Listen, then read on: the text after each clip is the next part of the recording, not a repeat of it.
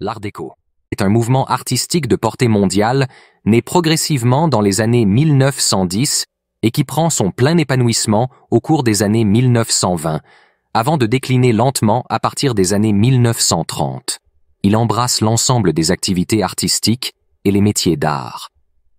Art déco est l'abréviation de art décoratif. C'est l'époque de la Renaissance, de la reconstruction des villes et des campagnes, après des années de guerre éprouvantes. Ce style succède à l'Art nouveau. L'exubérance et l'esthétique chargée de l'Art nouveau lassent les créateurs et suscitent en réaction un retour à l'ordre. L'Art déco revient à des lignes plus géométriques et épurées. La ligne droite et les angles s'affirment dans le mobilier et les façades. C'est un mouvement caractérisé par l'éclectisme, puisqu'il s'est défini à partir de diverses influences dont certaines étaient la vie moderne, la vitesse, la technologie, la machine, notamment dans les thèmes représentés. Les avant-gardes artistiques, notamment le futurisme, le suprématisme, le constructivisme et le cubisme. Ces courants ont apporté l'esthétique géométrisante, la représentation de la simultanéité des situations, les rythmes et le dynamisme. Dans le style Art déco, on utilise le béton qui est beaucoup plus universel. Les courbes sont omniprésentes, mais coupées le plus souvent possible avec des lignes droites.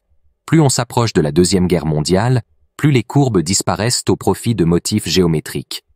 L'architecture est la manifestation la plus durable de l'Art déco. C'était le style architectural qui était en vigueur lors de la construction des premiers gratte-ciel et, par conséquent, il est caractéristique des villes à grand développement urbain des années 1930, comme New York, São Paulo et Buenos Aires. Voici les éléments que l'on peut retrouver dans un immeuble de style Art déco. Façade en béton ou pierre de taille.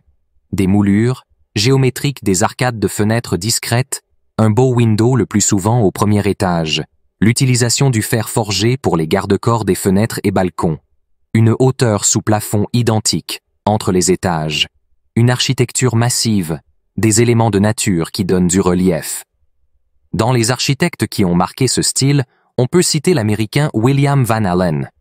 Il est surtout connu pour avoir conçu l'emblématique Chrysler Building de New York, largement considéré comme l'un des bâtiments Art déco les plus importants au monde. En France, Le Corbusier se présente comme l'un des leaders de ce style avec ses œuvres.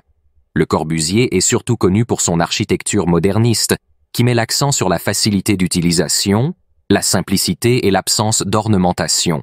Il a été un pionnier dans l'utilisation du béton armé, et ses créations avaient souvent des lignes simples, des fenêtres de grande taille, et mettaient l'accent sur la lumière naturelle.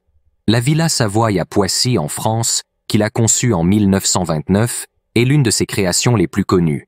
La villa présente un design moderniste accrocheur qui met l'accent sur la lumière naturelle, une esthétique minimaliste et un jardin sur le toit.